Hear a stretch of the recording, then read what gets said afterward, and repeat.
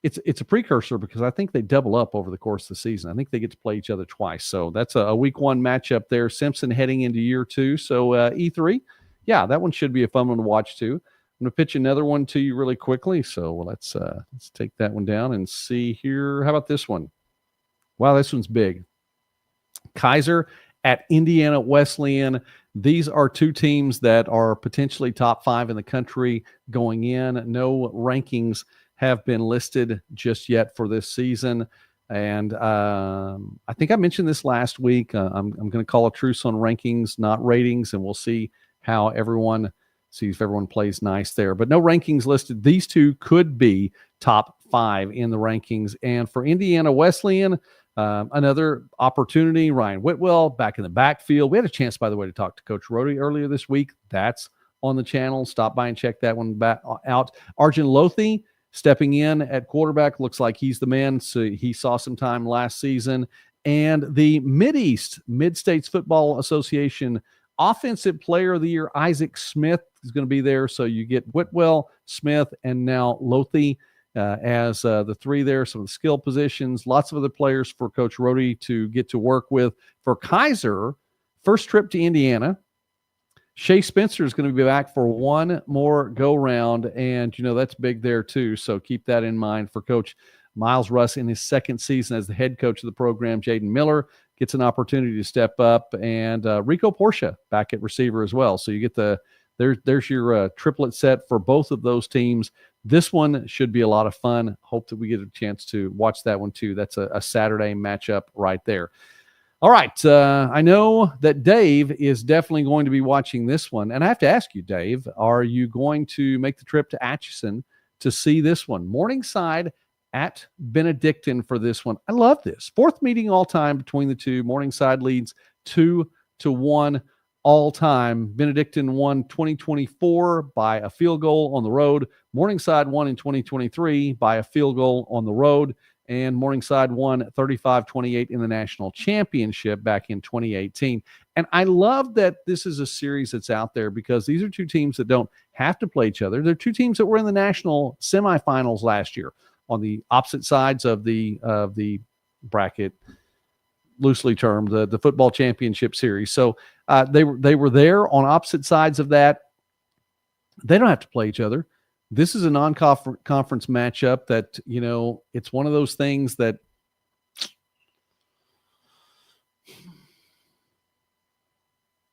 do you want to play somebody that difficult right off the bat? So, and if you lose, does it hurt your chance to make the playoffs?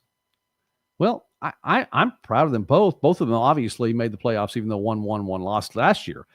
But I think that they're able to make that into a series. This is now year 3 of the series, and it's great home and away. Dave, you're going to be there. Will I be?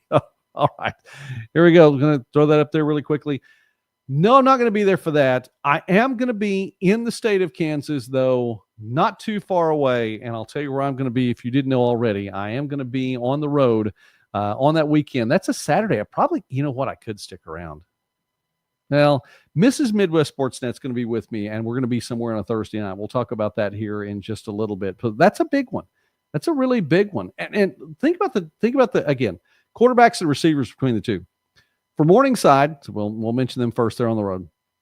Zach Chevalier, this is last year, 4,682 passing yards, completed 66.6% of his passes. I don't know if I like that 666 number or not. 45 touchdown passes on the season. He has Drew Sellen coming back as one of his receivers, and Sellen, one of the leaders in the country as well last year. 1,813 receiving yards, 17 receiving touchdowns. And so that's from Morningside on the offensive side of the ball. Now, I say these are matchups. They're not really because, these guys aren't going to be on the field at the same time. Chevalier and Sellen are not going to be on the same time, the field at the same time as Dooley and Lagafuena, if he does come back, by the way. I'm waiting to find out on that one. Not for sure. 4,159 passing yards for Jackson Dooley last year. 58.6% completion. 39 passing touchdowns last year. That's a Benedictine school record. This one should be a good one. And I like it was more of a defensive matchup in 23. I think it's going to be more of an offensive matchup like it was in 2024. 93 points on the board last year. So, Dave, this one should be a fun one to watch. And I really think both these offenses should have an opportunity to shine in this one. All right, let's move on. The Copper game, Montana Western at Montana Tech. And this is a Frontier Conference matchup. I think I'm not even sure if it counts as a crossover game. In this one, it might, but not as a divisional game. So I have this down, and this is unofficially, but I have this as the 120th meeting between the two, which is a big number, which later on this year, there's going to be, and I'll get back to you on that one, a 125th meeting in the Frontier Conference, which is absolutely huge. Tech with a 60-58 and one tie lead all time. And I'm hoping that if I'm wrong, that Hinchman 20, there we go, Hinchman 21, tell me, and be kind about it, because I always want to be kind. If I'm wrong about this, but I think I'm right. 120th meeting. So be sure and check this out for me. Tech with a 60-58 and one all-time lead there. So, again, well, how about them Diggers? Hinchman 21. Let me know if I'm wrong. Montana Western scored a school record 498 points in 2024. Western has Michael Palandri and Eli Norse both back. This could be another big year for scoring for Montana Tech, for Montana Western. For Montana Tech, no Blake Thielen, no Lender Smith. And so Hinchman, again, this is an opportunity for turnover, an opportunity for some other players to step up. So Hinchman 21, let me know if you know anything more about that. But how about them Diggers? That's going to be a fun. I want to go out there and see one of those games too. But I can tell you right now, we'll definitely be going to Iowa before Montana. That's almost definite. That's 99% sure. All right. This one should be fun. Pikeville at Georgetown. Georgetown is Pikeville's most often played opponent, along with Cumberland's. This will be the 23rd meeting between the two, and Georgetown leads in this series 20-2 all time in 22 meetings. I said this about Campbellsville a couple of weeks ago, or last week, I think.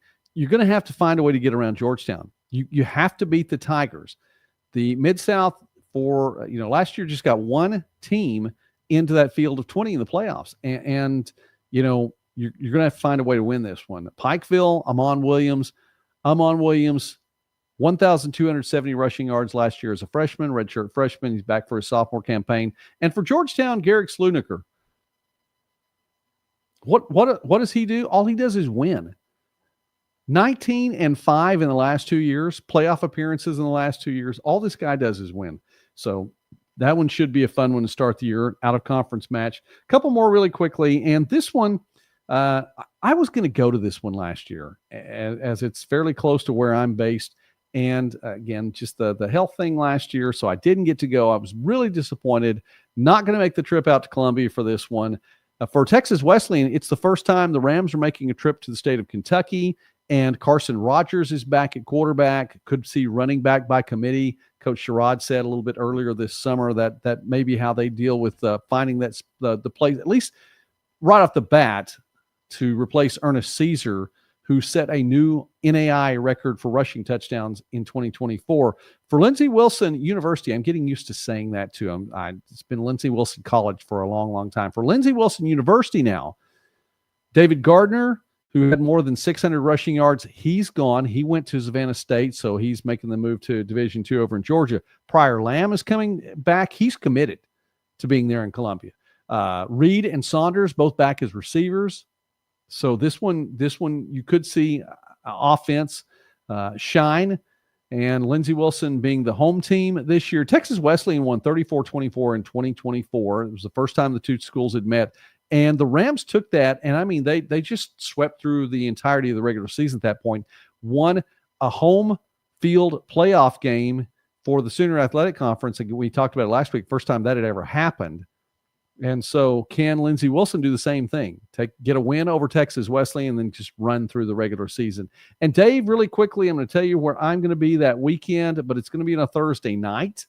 And I'm going to be in Olathe, Kansas. 5 weeks from tonight, we're going to have a live Midwest Sports Saturday from Olathe and Mid-America Nazarene, introducing some new digs. They're going to have a new stadium, and it's going to be a lot of fun. Nelson making the trip to Mid-America Nazarene. First meeting between these two schools on the football field. This one should be a lot of fun. Nelson alum Jared Hudgens back for year 2. He's been getting his program in place. Former defensive coordinator twice for the Lions. Nelson 4-6 last year, following a 4-6 season. So wanting to make some improvements in that. They're going against the Mid-America Nazarene team with a new head coach, Ivan Cordova. And they're going to be looking for a new QB1 too. Adrian Parsons, no longer there. You look at the roster, there are 10 quarterbacks listed, and only Drew Miller saw real time in 2024. So this one should be interesting to see how this shakes out. You look at it and think Miller may have the upper hand there because he did see some competition in the day of the transfer, and no transfer portal in the NAI, by the way. There was a coach, I need to go back and watch this. One of our coaches this summer said transfer market. And I think that's the best way to say that. It's a transfer market, but no quote unquote transfer portal. Now, that having been said, there are a lot of transfers.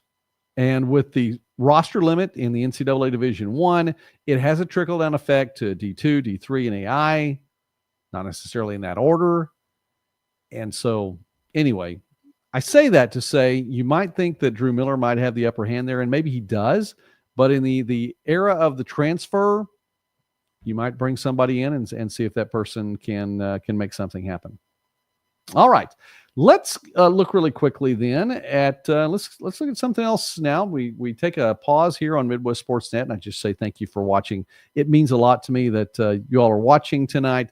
And if you haven't chimed in the chat, please do that. I would appreciate that greatly. You need to always keep these things from media days, and you get your credentials from the games. I have a pile over here, and I've got another just bucket out in what we call the venue out at our house, out in the back, and just from this is year 25 of broadcasting for me, and I have so many that go back over the years in football and basketball and baseball and softball and volleyball and conference tournaments and playoffs and all those things. So these are really, really cool. I definitely like that. All right. I'm going to go out on a limb here. And I want to ask you this. Have you ever literally gone out on a limb? Really? I mean, I have. And I remember doing this one time. I was either 11 or 12 years old, went over to my grandma's house. I grew up in Ardmore, Oklahoma, which I don't live in Ardmore now. I'm more in southeastern Oklahoma. That's straight up southern Oklahoma. Okay. And I'm enough from the south that I can say southern without the R, but that's southern Oklahoma. And for some reason, over at my grandma's house, the people who lived at the house next door, they had some trees, which they would let me climb. They also had peacocks, real live peacocks in their backyard. And I'm not sure what that has to do with the story, but have you ever had a chance to talk about a story where you got to, walk around above peacocks? I don't know. Just want to throw that out there. So I'm up on this limb, and I've climbed the tree before. And so I was holding on to one limb, and I was walking out on another limb, and I was pretty high up the tree. I mean, 10, 12 feet, but okay, that's enough for a 12-year-old. If you fall from there, you could get hurt. And I'm out on this limb, and the limb gives. The one I was standing on. Fortunately, the one that I was holding on to didn't give, and I did not fall to whatever damage could have been on the ground. But I've been out on a limb before, and people talk about going on a limb for some of these statements. I was literally out on a limb before, and I'm going out on a limb right here. So in the immortal words of Darkwing Duck, let's get dangerous here. My prediction, one of my predictions for 2025 is this: Madonna will win a game or games this season. The Madonna Crusaders, not the aging singer from the 80s and even into the 90s some. The Madonna Crusaders are going to win a game or games this season. So Why would I say that? Because Madonna is 1-45 all time as a program. We've talked about it here on the channel more than once. The losing streak goes on and goes on and goes on. Currently, it's a 41-game losing streak.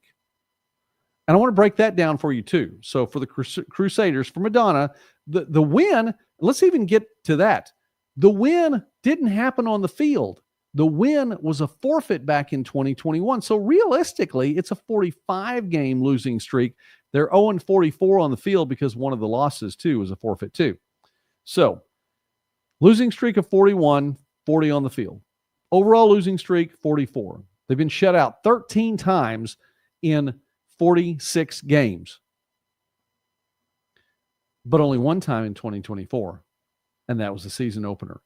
And I want to present this to you because I think Madonna is in shape now to get that elusive win on the field, not just one by forfeit, to get that elusive win on the field. And this has been a literal no-win scenario. If you were to talk about, going out on a limb and phrases like that, how about a no-win scenario? For Madonna, it's been a literal no-win scenario.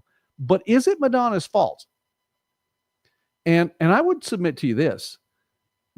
Their first season was 2020. Does anyone remember 2020? I mean, I'm sure a lot of us would like to forget about 2020. There were things in 2020 that were just ridiculous, and I won't go into all those things that were ridiculous. But I mean, there were lots of places and different parts of the country where, mask up, period. Social distance. I mean, everybody they basically would take a holiday in 2020. And so if that's your first season and you're trying to get things going and you bring in players and you build up the program and 2020 comes along and you don't even get a real season. And then this is, kind of really more of the start of a lot more of the transfer portal. People go in, they come out, and Madonna's just struggled. And so making up for that, I think there was a setback. And I don't put that as their fault. So, it's one of those things. So what do we say for Madonna this year? Well, Livonia, Michigan.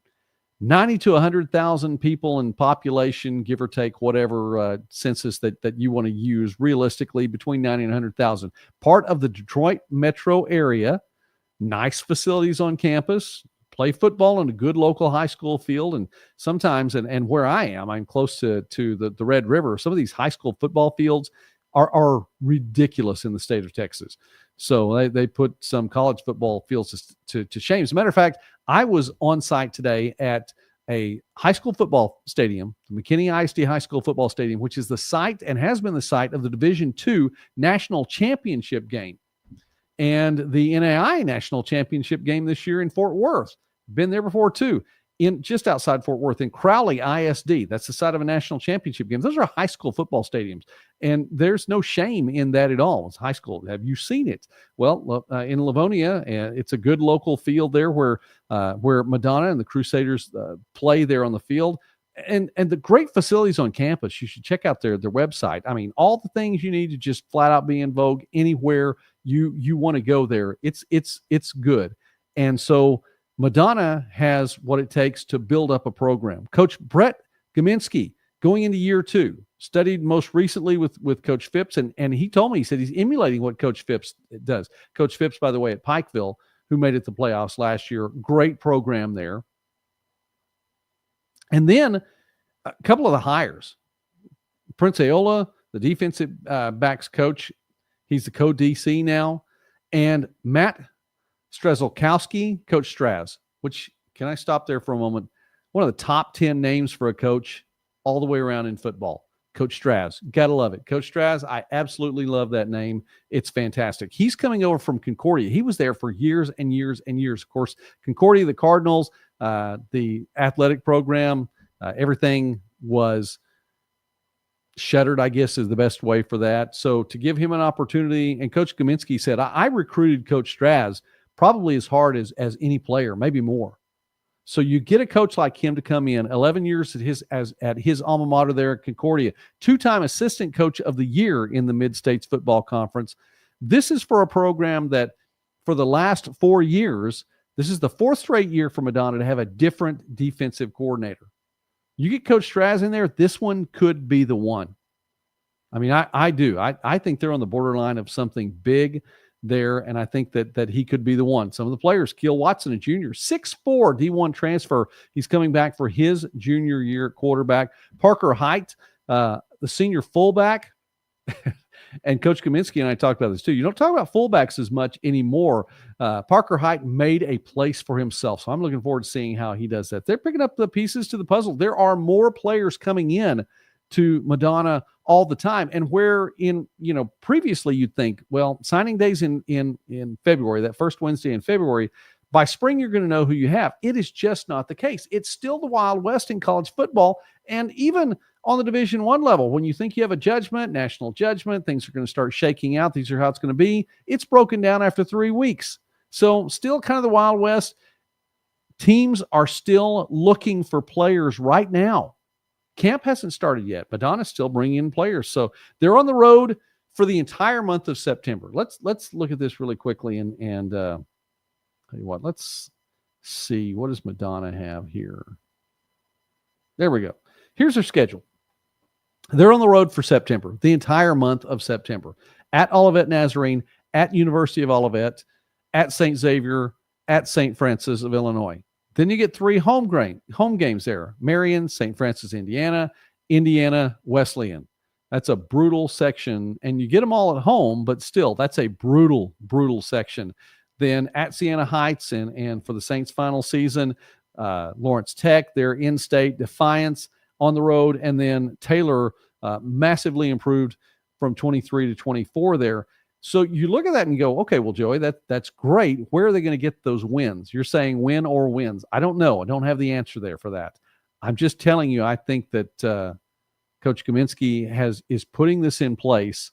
And again, Coach Straz coming in, I think you're going to see something big time happen here. And I think that this is one of those years that the Crusaders are going to have something. They definitely they can live to tell about this one. So, all right. Shameless self-promotion now as we pause just for a moment to say thanks for watching tonight. Really appreciate it. Midwest Sportsnet, we have a lot going on. We have this week on Midwest Sportsnet, we had a chance to visit with Coach Rhodey from Indiana Wesleyan. We talked about that a little bit earlier. Coach Carver, John Brown volleyball, Kyle Vandenbosch from Northwestern volleyball, team that was #1 in the country for the entirety almost of last year. Pete Stanton from Dickinson State was on, and you can check that out. Matt McCarty, Northwestern. Big interviews there. And, of course, we were at the Lone Star Conference Media Day today. Lots of interviews there. Check those out. We have the forum coming up in August where we get to visit with some of our friends from around the country and talk NAIA football for like an hour to an hour and a half to 2 hours. Who knows? But I invite you to stop by for that. That'll be the second week. I think it's August 11th is when we have that down. So put that down. And we are rapidly approaching episode number 500 of the Summit. We've just completed episode 495 this week, and so we're at 500, and we have a special guest. And I hope that you stop by for this because I think you're going to enjoy getting to hear this guest and our opportunity to get to talk to them. So that is what's going on Midwest Sportsnet. All right, hypothetically speaking, we started this segment last week. We're going to do it again this week. I said it's something akin to, the Marvel comics back in the 70s and 80s, and then they had the show recently. What if? Well, what if this happens? Well, what if this happens? What if Spider-Man joined the Fantastic Four? We're not going to talk about all that right now. But hypothetically speaking, what if this year in the NAIA that the player of the year is not a quarterback? What if that happens? I mean, it doesn't happen really very often. As a matter of fact, 2 out of every 3, 19 out of 28 times that the NAIA has listed a player of the year. That's 68%. The last 5 have been quarterbacks. 10 of the last 11 have been quarterbacks. The only one in that group that wasn't of the last 11 NAIA players of the year was Charles Sallery from Marion, running back. It's been 19 quarterbacks, 5 running backs, 2 wide receivers, and 2 linebackers. So there have been a couple of defensive players there. Grandview's offensive line. Just give as a group. You know what? I think that let's just throw that one really quickly. Henchman 21 says Grandview's O-line. You know what? That's not a bad idea. and it's definitely not a bad pick. So I think I don't know that the committee, whoever the committee is going to go for that. But think about this for just a moment. Again, 19 quarterbacks, 5 running backs, 2 wide receivers, 2 linebackers. What if it isn't a quarterback? We have to think about all the quarterbacks just that are coming back to their teams this year that could easily be a player of the year, including last year's NAIA player of the year, Jackson Waring. He's coming back for Grandview. Another Jackson. We'll see him the opening weekend, week 1. Jackson Dooley for Benedictine. He's coming back. We've had an opportunity to visit here on Midwest Sportsnet with Truman Julesgaard. He's coming back. If Baker does well, I think that Julesgaard is going to be a huge part of that. He could get that honor as player of the year. How about Kaiser's Shea Spencer? I mean, he's been around for a long time now. Maybe it's his time because he's, been a part of Kaiser's run and runs, been a part there, not necessarily active. He wasn't as much a part of it in 23, but 22, 24. I mean, Kaiser's been to the national championship game 3 consecutive years. Why not? If they go back to the championship game again, you could see Shea Spencer. That's great. Another quarterback, Michael Palandri, who's just racking up yards and points for Montana Western. He has a great receiving core. If Western does well, I don't know that Hinchman 21 is going to think too highly of that. But if Western does well, that's there. How about Campbellsville? Jagger Gillis, he could have a fantastic season. I talked about Garrick Sloonacre. All he does is win. You put some more statistics with that could be a big-time case there for him. Zach Chevalier, big-time numbers for Morningside, and he has the receivers to put up those numbers again in 2025. Cavante Baker, not going to get the passing numbers, but if he leads Friends back, do you realize how close Friends was to just running? And I know what I said there, but running through the playoffs. Grandview, that was a tight contest with Grandview. Friends played closer to Grandview than any other team in 2024, and Grandview went undefeated and won a national championship. Cavante Baker leads that Friends offense one more time. It's not going to be passing numbers, but he could be a player of the year. So let's see. Just since we were talking about Western there, Western better look both ways before stepping on Bob Green Field. Okay, that's how dogs get run over. Well, a reference there to the Bulldogs, I'm sure. But if Western, listen, that could be a big start to the season. How about Carson Rogers, Texas Wesleyan? Those are 10 quarterbacks that are returning to their teams this year. If any one of them has a fantastic season, if Texas Wesleyan goes undefeated through the regular season again and gets back into the playoffs, Carson Rogers is going to have a big part of that. So that's the first question. What if it's not a quarterback that wins? Well, there have been a lot of good quarterbacks that are coming back this year. The second question I think you have to ask, if it's not a quarterback, who's it going to be? Odds-on favorite, I would say, without question. Odds-on favorite. And Vegas doesn't have a line on this, and I would want to know why not. But it has to be Gerald Monroe.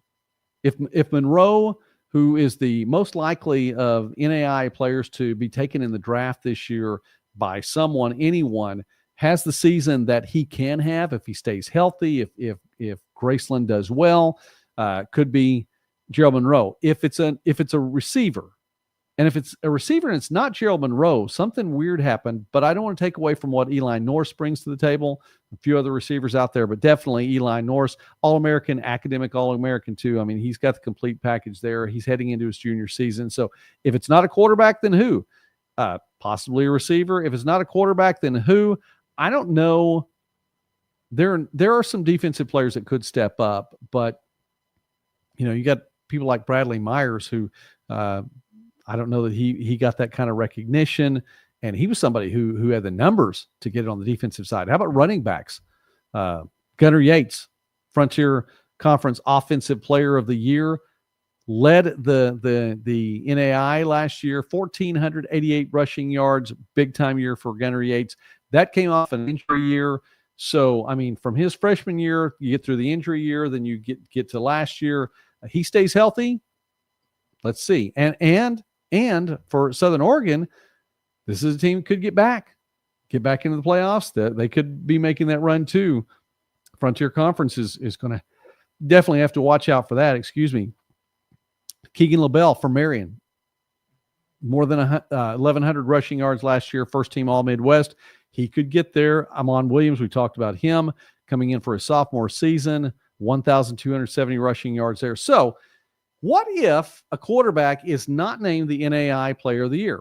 What does it mean? Well, history says it actually means something, because those 9 players who were the NAIA Players of the Year that were not quarterbacks put their teams in contention for national championships. And so I think that's the main thing that you take away from it right there. 9 players. Of those 9, 2 of them took their teams to the semifinals. 6 of them took their teams to the national championship game and were runners-up. And 1 of them took his team to a national championship. By the way, that was 1998. Jack Williams, who was a running back for Azusa Pacific, D2 now, NAIA back then. Now, granted, he was a D1 transfer from BYU, but he found his place at Azusa Pacific, and 1,647 yards, 20. And get this, 21 tackles and 3 interceptions.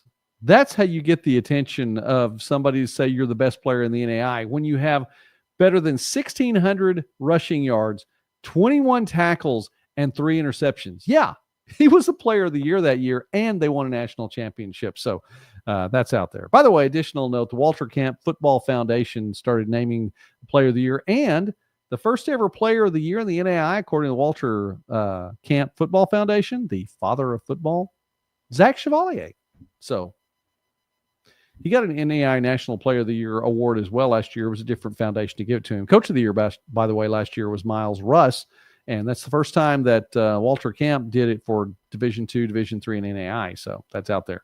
All right, let's look at a couple more things here really quickly as we're starting to wind down our time here. We've been talking about most difficult schedule, and because Hinchman 21 probably would have lost it if I hadn't put a Frontier Conference team in there somewhere. We did last week, and it's legitimate. Rocky Mountain. How about this one? Cumberland. Cumberland could have the most difficult schedule in the country. I think there's a lot to be said there. Now, there's no Georgia Tech in here, so if you're thinking about that, no, that's not going to happen this year. But you do get a Division I Tech school, Tennessee Tech, Division I, just down the road. Reinhardt. Prior to last year, 9 consecutive years in the playoffs, and you know Reinhardt wants to get back. So you've got Division I in week 1. You've got Reinhardt who wants to get back to the playoffs. They need to win all the games that they can. Ave Maria, the only team to have scored 3 touchdowns last year on Southeastern in conference, and that included Kaiser and St. Thomas. So tough team there. Pikeville, we've already talked about them. They're a tough team. Florida Memorial, new head coach there. Bethel, new head coach there. Georgetown, new head coach there. But still, those are some solid programs. So keep that in mind. Campbellsville, you know they want to win the conference games there, just on the outside looking in. Cumberland's, that's a big game. Good matchup there. Lindsey Wilson, final road game. That's going to be tough for Cumberland. And then, of course, Faulkner, also new head coach right there. I think this is a tough schedule. Is it the most difficult schedule? I think you put it in the mix as to teams that could look at it and go, wow, this is going to be brutal. This is going to be tough for us this year. So think about that one, and we'll start to wrap up. Final segment here tonight in deference to How I Met Your Mother. And again, I think I mentioned last week that's the show we're in the process of watching. My son and Mrs. Midwest Sportsnet and I We'll pick a show and just watch it start to finish. So we're in the middle of that. So in honor of that one, the segment is called Have You Met Ted? So I want to ask you then, have you met Ted? Well, let's find out. 18 of the 94 NAIA football coaches for this season are in the first year of their program. We've gone through 12 of them. Let's go ahead and go through the final 6. First year at their program. So looking at that, let's move on over from that slide. How about this one? Dane Brown, who was in his first season as the head football coach at Faulkner. And his resume looks a little like this. Head coach for 5 high schools in Florida, Kentucky, most recently at a big school in Alabama. I think it's 7A in Alabama, Enterprise there. Division I Troy, tight ends and special teams coach there in 2019. Division I Kansas, Division I Kent State, Division I Southern Miss. Pikeville for a couple of years as the defensive coordinator. Another Division I school in Northwestern, and Morehead State. And he was class of 1996 back then. So Coach Brown, let's look at getting to know him. Have you met Ted? Well, have you met Dane Brown? Get to meet him right there. Let's keep on going. Vincent Davis, the new head coach for Thomas. And this is year 3, I believe, for the Thomas Nighthawks, and a new head coach there, the military transition football team. Coach Davis was at Weber in 22, 23, 24 as the assistant head coach. Southeastern, so he's kind of stayed in conference there in 2021. Back at Weber again, a couple of opportunities there and a few years there at Weber. 4, 5. I'll get this right eventually. Campbellsville for a few years. Waldorf, Division II Tiffin. Stops at a couple of high schools along the way. And got his bachelor's and master's both at Ashford, and played at a couple of schools that were NAI schools that no longer sponsor sports, Tarkio in Missouri and Bishop in Texas. So got to play football there for those 2 schools. All right, let's move on along. Have you met Coach Michael Jones, Florida Memorial there? And he has been elevated from 2020 to 2024. At Florida Memorial, the Sun Conference Assistant Coach of the Year a couple of years ago, and the National Assistant Coach of the Year, according to the AFCA last year. So seemed to be a pretty good fit right there. Graduated from Florida A&M. So a member of the FAMU group, class of 2027. So that's Michael Jones, the new head coach at Florida Memorial. Nigel Lawrence steps in as the new head football coach for Point, the Skyhawks.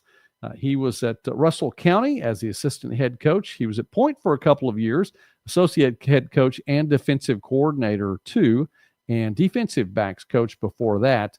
Played in the GFL, the German Football League, so has some professional football experience to his resume as well for the Dusseldorf Panthers and for the Rostock Griffins. Love that name. Got to love the Griffins. Owner of AAA Performance Sports, and a class of 2019 from South Alabama. So he's put some time in, both on the field professionally, spent some time at Point, and looks like he's a good fit to step in and take over as the head coach there. Have you met Josh Lawson? Well, he was the defensive coordinator for Calvin for the last couple of years in Division III. Arkansas Tech defensive coordinator for 4 seasons. Stephen F. Austin, some Division I time there in 17 and 18 with the linebackers, defensive backs, and then the defensive coordinator spot. Spent some time in Magnolia, Arkansas with Division II Southern Arkansas, linebackers and special teams, and then 5 seasons as the defensive coordinator there. UAB for a couple of years as a GA with the linebackers. Idaho State for a season, and Walker High School for a season as well. He graduated from the University of Alabama, got his bachelor's degree and his master's degree there, and was a GA there for a couple of years as well. So I'm sure that the phrase "Roll Tide" has been uttered in North Newton at least once. I'm pretty sure that's the case. I don't know, but it's very, very likely. And then, have you met Adam Sherman? Well, he is the new head football coach at St. Francis. Again, you never want to be, I don't know, maybe he does want to be the man to follow the man there. And it looks like he has the qualifications to do it. The offensive coordinator for the last 3 years for Coach Donnelly there at St. Francis. He was at Greenfield Central High School as the head coach for a couple of years. Spent some time at Walsh, Division II Walsh, and he was at Marion back when Marion made the trip to the national championship. So props to him there. He was at St. Francis and played in a national championship game as well. Class of 2005. And get this, he's already in the St. Francis Hall of Fame. Props to Coach Sherman for doing that and being there for all of that. So I ask you the question, have you met Ted? Well, I think we've met Ted now. And I think we've talked about all of these coaches. So, wow. One more college football this week in the books, and I hope that you appreciated that. enjoyed the time, maybe learned something along the way. I always enjoy getting to be a part of it. It's been a college football day from start to almost finish, and I'm going to go see my family a little bit more right now. So go get to see Mrs. Midwest Sportsnet and a couple of the kids that still live at home. So probably give a phone call to a couple more before I call it a night, and we're just going to call it a night here. So next Thursday night, another college football this week right here on Midwest Sportsnet. We have more interviews on the way. Again, 5 this week from Monday through Wednesday. Then there are 9 segments online right now on Midwest Sportsnet. So please go ahead and stop by, check that out from the day down in McKinney, Texas with the Lone Star Conference Media Day. Thank you, Dave. Man, I appreciate you for being here and being along for the ride. And a shout out to everyone. If you are still here and you watch start to finish, my goodness, that's incredible. If you're watching the replay and you are still here, you are a trooper as well. So I appreciate that. I'm thankful. Henchman 21, thank you for stopping by tonight. Definitely, I appreciate you guys being here and being with us for the live end of it. So I honestly don't know what we're putting online tomorrow. I do know over the course of the weekend, but I don't know tomorrow. But we have many more interviews and coaches that we get to visit with here from football, volleyball, and more here in the month of July. We're wrapping that up. Next Thursday night is the last Thursday in the month of July, July 31st. Come on out for that. We have a lot more to talk about, and I would just be grateful. Dave, I'm headed to Olathe 5 weeks from tonight, and I don't know if I can stay to make it to Atchison, but if I can, I promise I'll let you know, because we need to meet up there and get to watch some more football in Atchison on that Saturday. In the meantime, thanks so much for watching tonight. Just past the hour mark, so I think it's time for me to shut it down. God bless you all, and I mean that. God bless you all. Thanks for watching tonight, and you guys have a great night. We'll see you right here on Midwest Sportsnet. If you haven't already subscribed to the channel, please do that, because it really does help a lot, and it means something too. Have a great night. God bless you.